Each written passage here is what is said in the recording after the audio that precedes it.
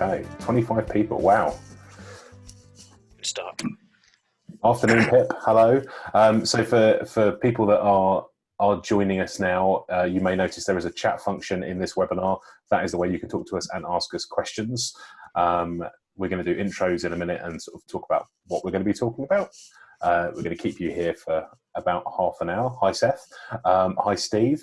And talk about some watches. And if this goes well, we will have another go at it with possibly some other people.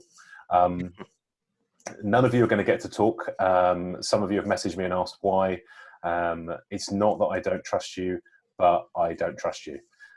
So no audio or video for anybody that's watching, unfortunately, or fortunately, depending on your perspective. Yeah, okay, so we've got 29 people. I reckon we can get started. So don't forget, use the chat in the bottom to ask us any questions. Questions about Neil's wallpaper, maybe not going to get answered, Jonathan. But there's a separate seminar for that at 3:30, I think. Yeah, we'll do a full half hour just on Neil's interior decor choices. But we have to pay for that one, yeah. That's not free. It's a subscription service. It's very, very specialised. Good. So, bit of an intro for those that haven't met me before or seen my face before or have heard my voice on the podcast and nothing else. I'm Chris. I'm the guy that runs Time for a Pint. Hello and welcome. We've not done any video stuff before because, frankly, it's quite painful, as the last week of trying to make this happen has proven. But Matt and I were talking. Hello, Matt. Give us a wave. Hiya. Hello. We were talking about a way to make this happen and have kind of settled on this. So we're going to be hosting these maybe once a week, maybe more often. We'll see how we go, and inviting guests along. So everyone knows who I am. Matt, do you want to introduce yourself? I am Matt, the Watchnerd. Been the Watchnerd for a while. You don't usually see my face. I try and keep it off media. So hello. Yeah, here we are, the Watchnerd. And then James, do you want to introduce yourself? Yeah, sure. I'm James Harris. I'm on Instagram as Harris Horology. I'm a watchmaker based in South London, specialising in mostly 20th century wristwatches, but I work on clocks and chronometers as well. And you have a bit of a sideline as Dick Dastardly at the moment with that fantastic moustache. Yes. How is Catching the Pigeon going? Is it? One of these days. One of these days. One of these days. We'll get there. And the fourth member of our panel today is the man with the fantastic wallpaper, Mr. Neil Francis. Hello, Neil. Good afternoon. Nice to see you all. Hello. My name's Neil Francis. Like Matt, you won't see my face on Insta very much, so nice to be here in person, as it were. Good to have you here. Good morning, Chris, all the way from the colonies. That's Canada, right, Chris? Have I got that right? Maybe? Okay, we'll see. So what we thought we'd talk about today was we've each brought a watch along. We have tried holding them up to various cameras. The resolution is a little bit fuzzy and the reflections are interesting, but we're going to have a go. We're going to talk about a watch each. You guys are welcome to join in and ask questions. We're going to end up rambling and talking about a bit of other stuff as well, which is just what happens when the four of us get together. There's normally more drink, typically some food. The language gets a bit salty. We're going to try and keep it family friendly this afternoon. Apologies if anything slips out that is not family friendly. I'm also recording this, so if it goes well and when I watch it back, we all look amazing and knowledgeable. And I mean, that was a big sigh, Matt. That was a big sigh. But Yeah. I will put this up on YouTube and share the link with you. So why don't we start with Matt? What have you brought along? What have I brought along? That's a good question. So this week, actually, I've been wearing this watch quite a lot at home. So I guess it's a bit of a desk diver. But it's the Squale 1521. Okay, so you can tell I haven't done this before because I'm going to move it to the wrong side of the screen. Is that it? Yeah. 1521. So this is a model that Squale have been making for quite some time. Although they stopped production through the 90s and 2000s, I think, and then kickstarted themselves back up again in about 2010. So Squale is quite an interesting company. It's got a pretty good history and a pretty good link to diving. The von Buren family were kind of early innovators in terms of watch cases, and were involved in free diving and scuba diving. So they got involved both with the self-contained breathing apparatus in the early 50s and actually sponsored some freedivers as well. So that was actually quite good for them, and it got them into making watches for other people. So you quite often see them branded either with kind of white labeled with other people's names on them, or they actually made some cases for Blancpain as well, for the 50 Fathoms Bund and a couple of other Didn't they watches. start as a case manufacturer? Yeah, so Charles von Buren was originally a case maker back in the 50s. The von Buren family had been doing this in Switzerland, and then launched the brand, the Squale brand, right at the end. I think 59 or so was when they launched. So the 1521 was, or is a kind of perennial dive watch they've been making for some time. It's got that classic crown at 4:30, 5 o'clock. 4:30, isn't it? I just can't count. 41.5 mils across, 13 mils top to bottom. So it works better underwater than it does up top. I must admit, it's quite a big thing. And 20 mil lugs. Shed loads of lume all over it. Great plots. Lovely bezel.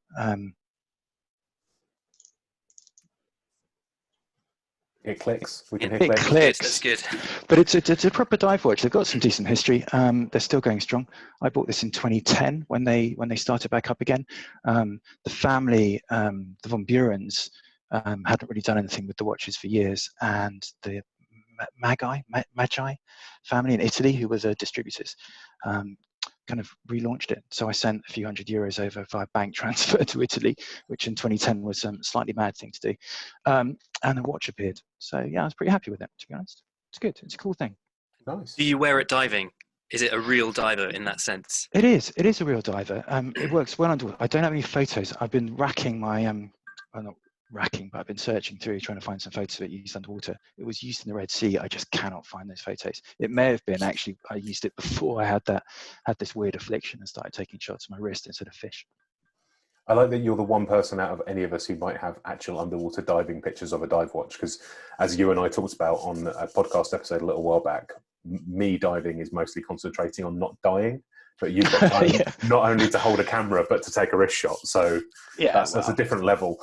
I'm not Jason Heaton, but anyway, yeah. So that's me. That's the 1521 Squale, still available. I think they're about $800, maybe 550, 600 euros. That kind of. Is it the same production as when you bought yours, or is it a different version now? So they've changed quite a bit. The case has changed. It now says Squale across the side. So on the real side. Oh, there it is. It now says Squale across there. It's etched quite deep, so that's a big difference. Still, I think the ETA movements, I still think they're being, they've still got some links back into Switzerland, so they're still using ETA 28, 24 twos, I think, top maybe. Yeah, so they're certainly available. They come in lots of different flavors. Page and Cooper sell them in the UK, and they've got some quite nice LEs. In Singapore, you can get them from Nomon. Again, there've been some really nice ones. There's no Paco, which had that kind of Bund. I don't know if you think about the 50 Fathoms Bund, that 1,000 meter rated watch. This is 500, but that was 1,000 meters. It had that single triangle at 12.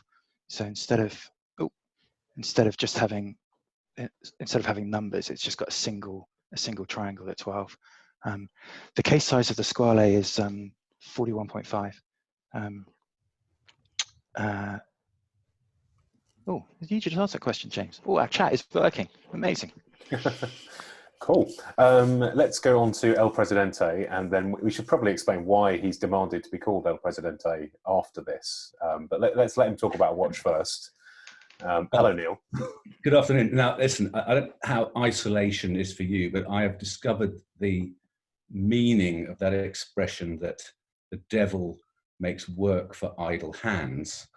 And I've been trawling around on various, websites and, putting in bids on things. What have you done? I wouldn't ordinarily bid on, but in order to, one thing that I'm fascinated by, which I'm going to show you. Before I show you the watch that I've bought, I need to show you this, which is a standard sized pocket watch, right? Okay. Appears to be, yeah. Yeah. Small or far away? Slips in a, obviously. Is this the beginning of some sort of very odd magic trick? Is Yeah. that where we're going? Have you got It Debbie is. McGee in a box? So, it's either that or a Father Ted joke. My idle hands spotted this. Oh, it's a coach watch. That's a pocket watch. Wow. It's a monster pocket watch made by Juvenia. Look, check out that hour hand on that baby. That's square. Is it because very there's a nice. date? Is it because there's a date window at 6? So it doesn't obscure the date? You see that? There's a number 8 on the dial there. This is an 8-day Goliath pocket watch. Boom. Boom. Wow. That is a big Boom. difference, isn't it?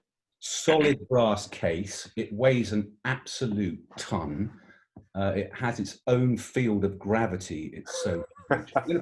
I'm putting extra pictures up on Instagram for you. Now, the funny thing was, I took it round to see. I took it round to see James the other day, and because I wasn't able to get this huge back plate off.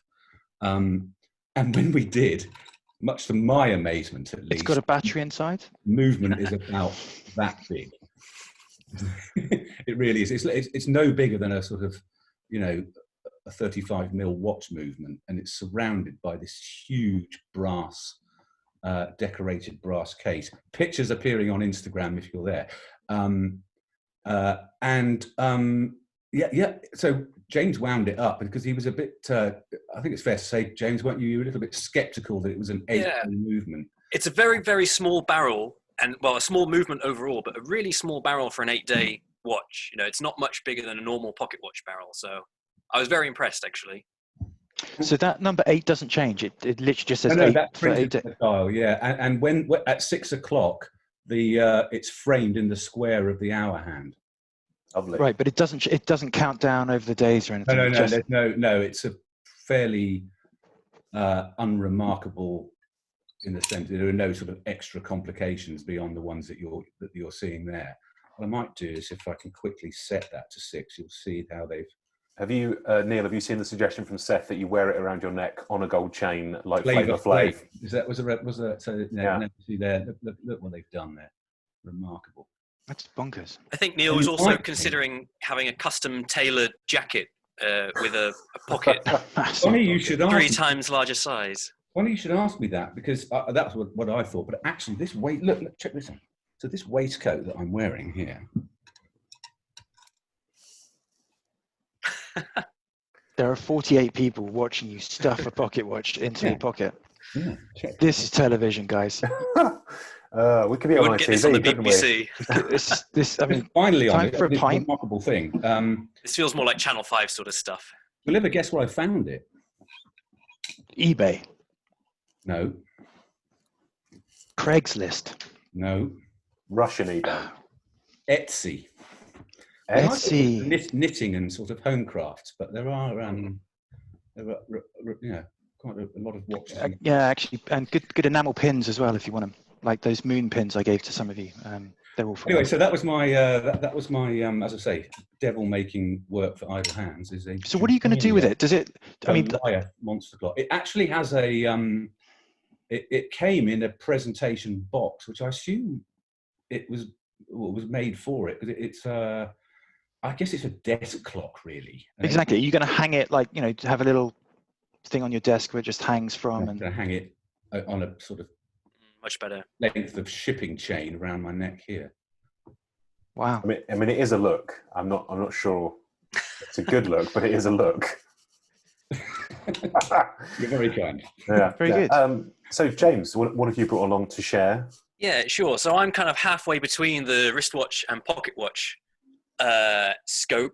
I've got this one here, which some of you that are Time for a Pint regulars might have seen already. It is an old Omega general service timepiece, or GSTP, watch from the mid-40s, made for the MOD. It's a pocket watch, which you can see like this, which I've had a strap actually custom made to fit. So I think this is sort of a similar kind of style to what they had to, certainly in the First World War, to fit pocket watches on their wrists. This is a much more modern one, but it kind of looks the same. I love it because it's a beautiful watch. It's an enamel dial. Doesn't have the original radium lume, but it's got super luminova now, which makes it a bit more usable. I just think it looks great. It's a ridiculous sized, but it does fit under a coat sleeve, so I think that's just about acceptable. I like the Bund vibe going on it as well. Nice Bund strappy kind of feel to it. Is it heavy on your wrist, like compared to a normal wristwatch? Does it feel heavy? It's probably sort of big dive watch kind of weight. Because it's on a leather strap, it's a bit lighter. It's about the same as my Planet Ocean, I'd say. But does that crown not get in the way? Not as much as I thought it would. Often this gets pushed out the way, and then actually it's quite flat to the wrist, really. I've not caught it on anything yet. I'm always really worried about that. But yeah, I mean, not too bad. Actually, I take that question back. It's a bit of a silly question. It's a bit precious, isn't it? We were having a conversation previously about the number of pocket watches that might have been purchased during the Second World War by the government. I think you've got an answer to that. Yeah, it's quite interesting, actually. Everyone goes on about sort of dirty dozen watches and things like that. From Switzerland, there were 20 or 200,000 wristwatches made, but 850,000 pocket watches made, which is a huge number. And I found that massively surprising because at that point, most people seem to be wearing wristwatches anyway. So I think the cause for the pocket watches being made was because they were just much higher quality at the time and could be made, or not higher quality, but because of the bigger size, they could have been made to be far more accurate and reliable for those. Where did you find that statistic? It was on an old BHI horological journal, which I came across through the AHS web search that they've got for their members. So we should explain what that is a good plug. We should explain what the AHS is. So I've mentioned it on a few different podcasts. It's the Antiquarian Horological Society. I have accidentally, it turns out, gathered 3 of the 4 members of the wristwatch group, or the leadership of the wristwatch group here. So that is why Neil is calling himself El Presidente. I believe the full title he likes to run under is El Presidente for life, although the senior leadership of the AHS have said that could be cut short. I don't know if they meant his life or his presidentship. No, that's hard printed. And then Matt, you are the something of the AHS wristwatch group? No, I'm a founding kind of member of it, but no, I don't have a title. And James, you are? I'm the secretary. Yes, which explains those short skirts that you started wearing. It was just a good excuse, you know. Yeah. So for anybody that doesn't know, the AHS, Antiquarian Horological Society, which one of you would like to explain? I can. James. So it was a splinter group from the British Horological Institute set up in the, I think, 70s or 80s. Basically, the group were concerned that the BHI weren't doing enough to do with history or historical objects. So they were set up originally looking at things from sort of the golden age of horology, a couple hundred years ago. But actually, in the last 5-10 years, certainly, people have started to realize that there's a lot of history that is quite recent. The 20th century is history. So there's been more and more interest to do with wristwatches and pocket watches. And so I think Matt will confirm this. About 5 years ago, the wristwatch group was set up as a way to kind of bring together all these people who are really keen on 20th century and older watches. Yeah, it doesn't feel like 5 years. It might be a bit less, but yeah, it was the first, I think 2016, it was the first group that the Antiquarian Horological Society had launched since 1973, which probably tells you quite a lot about the Antiquarian Horological Society. Yeah, we've got 170, 180 members, do you say? Something like that, yeah. Anyway, and if people would like to join, that would be amazing. But we probably shouldn't spend too much time plugging that. That's all right. One of the best things about it, and where I got these figures from, is their online search functionality. So they actually have, I think, 3 or 4 different publications which you can search through. It's fantastic for any sort of 20th century reading material. That was the time when Switzerland actually used to engage with the British versions of the companies. So there are things like Longines Switzerland is taking part in a discussion to do with, I don't know, waterproofing of cases, things like that. So there's some excellent kind of letters and discussions that are in there, which you can find quite easily. Very good for research. The BHI stuff goes back to 19th century. Yes. Middle of the 19th century, which is late middle, which is absolutely fantastic. And you can literally just type in stuff and search. It's all PDFs. It's remarkable, really, what you can find. Although no mention of Squale, at all in any of that, surprisingly. Interestingly, I found a report from a tour that someone had done. I think it was about 100 years ago, where they went to Switzerland and went to all the different factories. And they went to the Omega factory and got a tour from what's his name, the guy that set up the Omega brand, Louis Brandt. Yeah, Louis Brandt. Very interesting. Apparently, he was a very, very good talker. Yeah. Yeah, fantastic. Yeah. So if anybody that wants access to this, you need to become a member of the AHS, which is, I think, £60 or £65 a year. Is that about right? Yes, That sounds right. And you get 4 copies of the journal, which is the publication that Neil was waving around. You also get access to this online resource, which is got tons and tons and tons of information in. You get to come to lectures in London if you can make it to London. I know people travel from all over the place to come to them. There's an AGM. There's different groups for different areas of interest. There's a wristwatch group. There's turret clocks. There's electronic clocks and watches. There's a lot of stuff. The website is ahsoc.org if you want to go and have a look. Supremely interesting. So maybe go and have a look. Is that enough of a plug? More of a plug? Can I make one further plug? Go. So one of the things that you'll see on the AHS website is that they have a blog, and I would very much like it if anybody out there who has a story to tell about an object or a clockmaker or a watchmaker or a theme.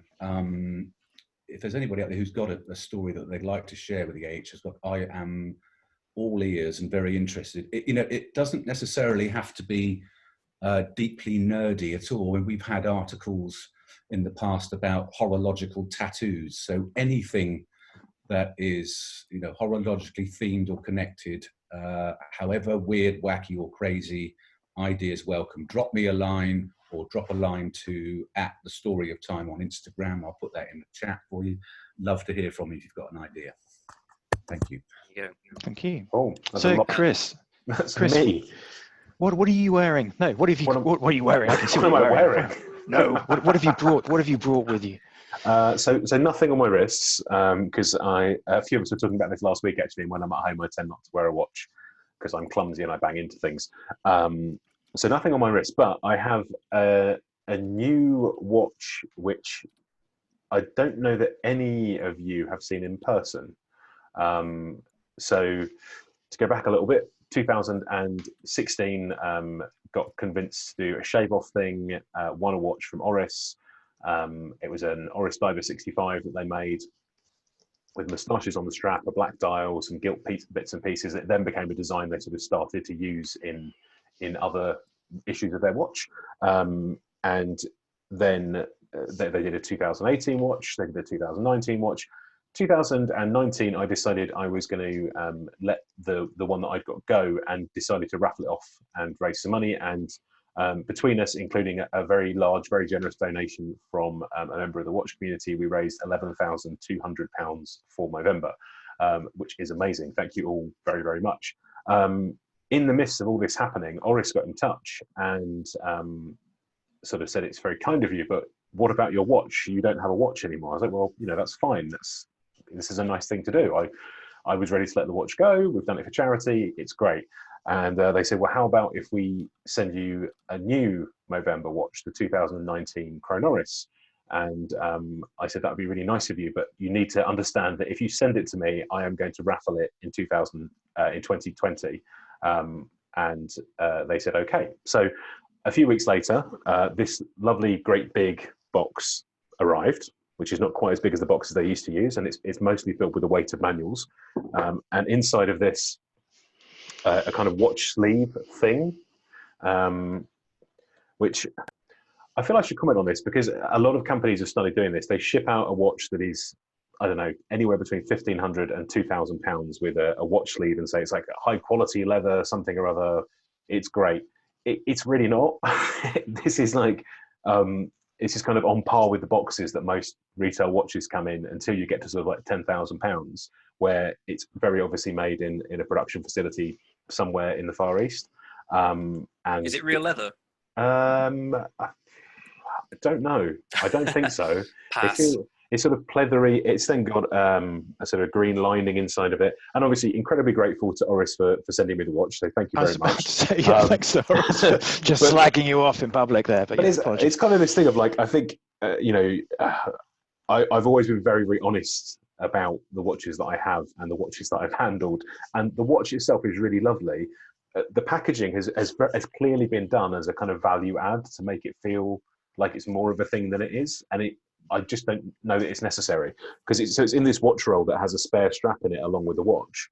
I suppose they have to present it some way, but it just feels a bit weird, because I've worn this a couple of times and then put the watch back in the case and put it back in the safe, because I don't want to damage it before it goes off to be owned by somebody else at the end of this year. So I'll probably wear it a couple of times. I'll bring it to a couple of get-togethers.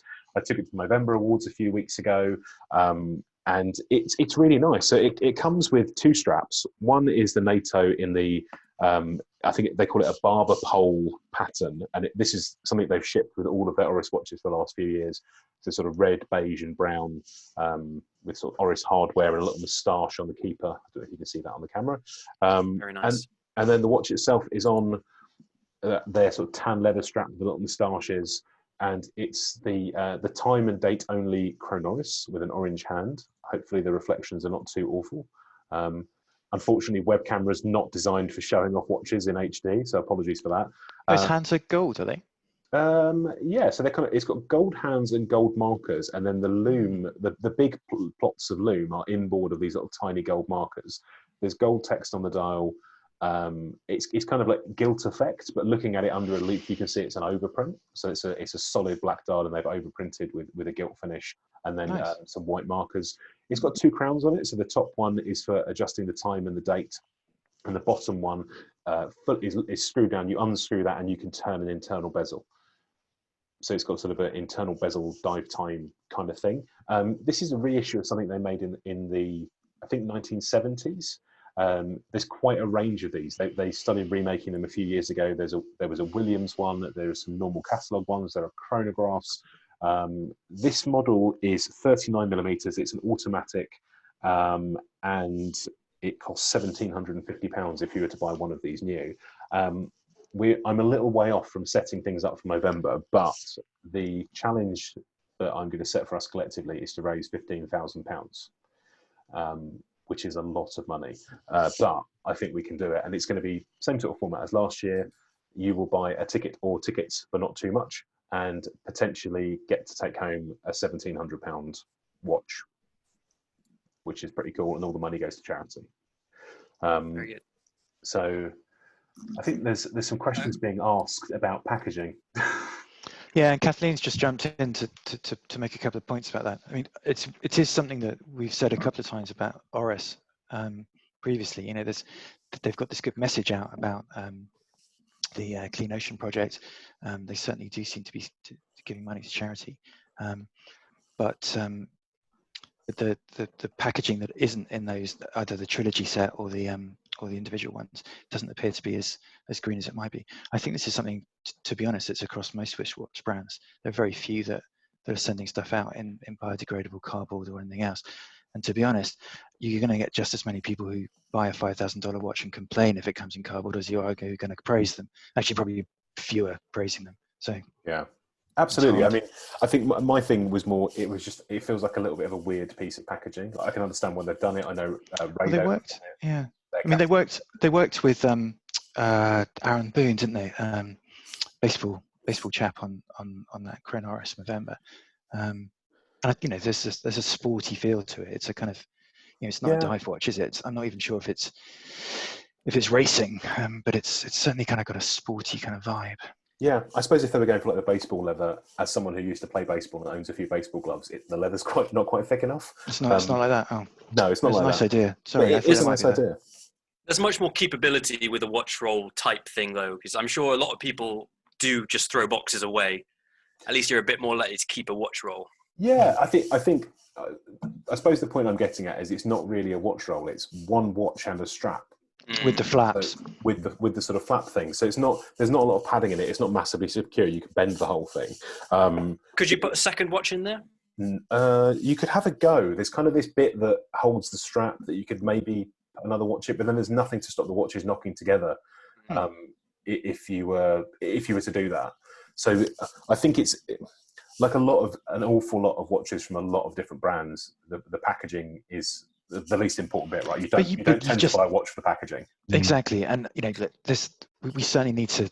Yeah, the industry I think needs to move forward on this, and maybe we could get into it in more depth some other time. Yeah. But I'm sure if we open this up to comments, most people are going, I don't really care about the packaging, which is unfortunate. There's a question here from Chris Andrews. How is Omega's packaging these days? I've seen things coming in boxes that are almost briefcases. That's a very specific thing. That is the massive Moonwatch luggage set thing, which has got a big medallion in it and some straps. And I've said this a few times, and it sounds really cynical to say out loud again, but hey, that's me.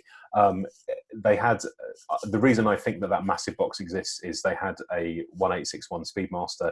They were slowly but surely pushing the prices up of all the other watches in their model line, and they needed to price bump that, so they started presenting it in a bigger, more expensive looking box with some extra stuff. This year, as far as I understand it, we're going to see the 1861 discontinued, with the 3861 with the coaxial movement take its place. So it automatically becomes a more expensive watch, and then the Moonwatch version kind of sits in with all of the other expensive stuff they're doing. Their normal boxes are these great big wooden things, which are the wood finish is the same as the wood counters in all of the Omega boutiques all over the world. So that's what they're meant to replicate. There are various other really lovely boxes for special editions. So things like the 50th anniversary of the Seamaster, the titanium and gold thing comes in a massive metal box with a porthole on the top of it. I think if you've seen any of the Speedy Tuesday watches that the Fratello guys have been involved in, they come in very special boxes. There's all sorts of limited edition and small run and bespoke things out there. But I think to James's point, I think Matt said it as well, you tend to buy one of these watches and then the box ends up under a bed or in a cupboard, and it's kind of like, what do you do with a box? So we've got about 10 minutes left before the timer runs out. Should we try and open things up to questions from yeah, there was a question a little way back about the vintage reissues. Yes. I don't know if you want to talk about that for a bit. Yeah, let's do that. So this was from Stuart, and it was about, the question was, what do you think about companies reissuing old models? Hamilton are bringing out the PSR digital LED watch at quite a hefty price. Do you feel it is a good thing for the watch world, or are companies being lazy? I don't think they're being lazy at all. I mean, in that it's what people seem to like and what people want to buy. And at the moment, watchmaking is about selling watches. It's not about catering to a few people on the internet who happen to open stuff up on a Sunday afternoon. It's also, it's not like it's only watchmakers that are doing that.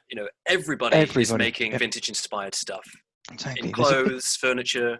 Nostalgia is a big thing. I would be very surprised if anyone has any real feelings towards the PSR, to be honest. On this call, I imagine apart from me, imagine we're all far too young. Because that was what, 70? I guess you got one for your 18th birthday, didn't you? Oh. It was 72, 73, because it was in Live and Let Die, I want to say. It's a bit around before that my time. Was it Live and Let Die? Someone will tell me. I mean, that particular reissue, I've seen the pictures of. I think it looks quite cool. I've got no idea what it costs because it's about 1,000, I think. Okay. And it's not the LED either. It's got a pretty cool LCD kind of, or another kind of display over the top, so you don't have to keep pushing the buttons. I mean, I've got boxes full of the LED ones. They just eat batteries. Yeah. They are cool, but they are just too impractical, I think, unless you really, really love that kind of vintage whatever and the story behind it. It's just not really practical to use on a daily basis. So the reissue is on all the time. Yeah, okay, that's good. Yeah. But, I mean, they don't have to push the telephone. That was bonkers. I've got the best one. What do we think the best reissue's been? Oh, the Moonwatch. It's not really a reissue. Hamilton. Actually, look. I mean, Hamilton have done a shed load of them. Nice. But the Hamilton car key automatic field, whatever it's called, is a fantastic piece of kit for under 400 quid. I like that. So Nick Boone is saying, like, again and again, I'm listening. The 50th anniversary Speedmaster reissue in gold is the best one. It has the best box. It is the best. It is the best, yeah. Full stop. Done. BB58, is that a reissue? Oh, that's a good question. BB58, presumably that's not about boxes. That's about it being a reissue of something. Yeah, fair enough. Zenith El Primero reissue. Yeah, like so the rake one is quite cool, isn't it? Oh, the Hamilton triangle one is quite cool. I can't remember the name of it. The one that Elvis used to wear. That's a reissue, right? The one that was an electric. That Yeah. had a tuning fork in it, I think. That's quite fun. Ventura, that's it. Ventura's. So all we're talking about is Hamilton, but there are other people who've done it. CWC have just released a new reissue, haven't they? Yeah. Oh yeah, the Ray Mellor re-edition of their Navigator's watch. And actually, there's a little brand called Time Factors that's been doing this for 15 years. Mark II watches is kind of similar, but Time Factors has been doing it successfully for 15 years. They do Smiths too, don't they? They own the Smith brand, so they've been reissuing Smith watches, Persista, various other bits and bobs. Yeah, I mean, in this kind of collecting circle, it's been around for years, this kind of reissue stuff. I mean, that's how Halios and all that, well, maybe not Halios, but those kind of people, Ocean 7 and that lot started. They were reissuing, classic dive watches. It's just that the main brands have kind of picked up on that and gone, well, if these brands can sell a few thousand, and we do it properly, or they think they're doing it properly, surely we can do the same kind of thing. Mm. Yeah. VBD watches. Wow, vintage VBD. There's a question. Does anyone know anything about those guys? Dutch, weren't they? Are these the ones where they were picking up old Rolex movements and putting them in insane cases? Yeah, they were awesome. Bonkers. They were bonkers. Fantastic. I've never seen one in the metal. They look huge, though. Am I right in thinking they are? They were big. They're German, not Dutch. They're really big. German, sorry. I mean, they fetch quite big money, don't they? Are they obviously quite collectible? Are they in divey circles? I don't know. 55 millimeters. Sorry, Paul Gill. Sorry, Paul. Yeah, they are a bit bonkers. I mean, there's also Pippa's mentioned that Seiko have released some cool reissue watches in 2012. So this seems to be like like to your point, Matt, the big brands have caught onto this. That the sort of small, sort of starty up kind of watch manufacturers are grabbing hold of designs that existed and making their own versions. And I suppose the brands have realised they own the copyrights to a lot of the original versions. So why not? If indeed they were even copyrighted. Well, quite, yeah. Actually, Ewan, that's a good question. Ewan's pointed out that the 6139 Pogue would be an amazing reissue. I'm sure it would. I mean, of all the watch companies, Seiko probably has the most impressive back issue, doesn't it? I mean, it's just got a fantastic catalogue. Yeah. I suppose, like to your point though, Matt, there is this thing of there's what watch collectors and watch nerds care about, and then there's what the watch buying public cares about, and they're not necessarily the same thing.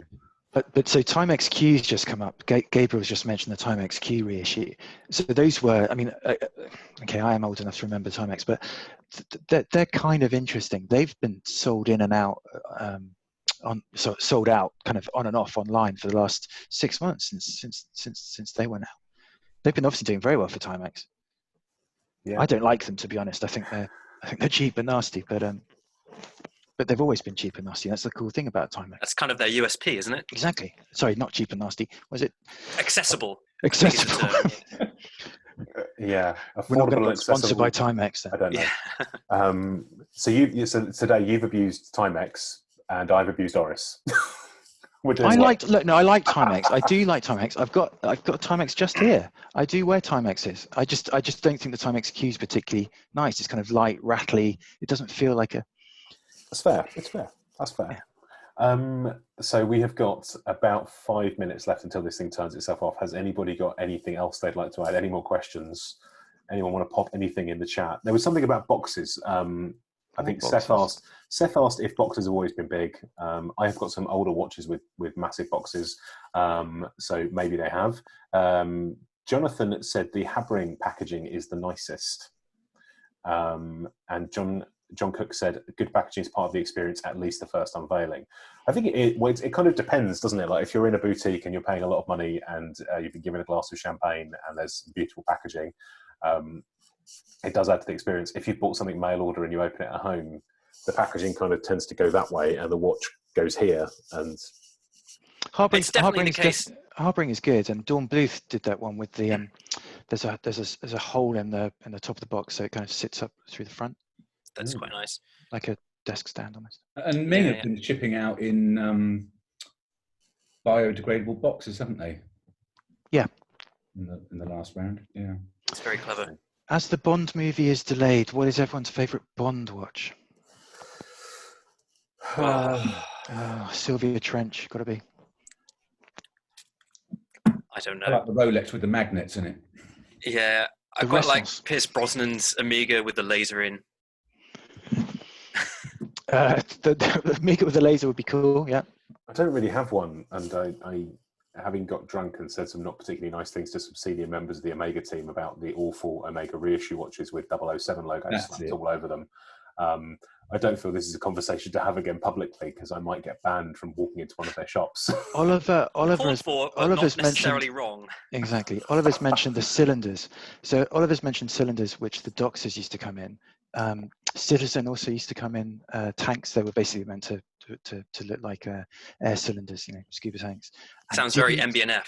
Didn't Breitling, yeah, pre-MBNF, didn't Breitling used to have something similar as well? I think the emergency packaging, came in a plane or something.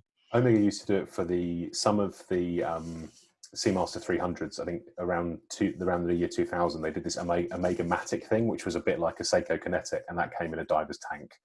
And they also did there's a titanium watch they made about that time, which has got 150th anniversary of Omega engraved on it. That also came with a massive diver's tank.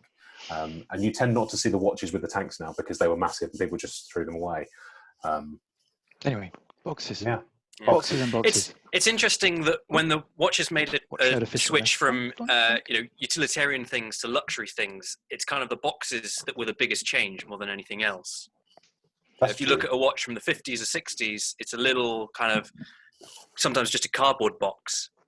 Yeah, literally something to hold it velour or whatever lined presentation box used to be called.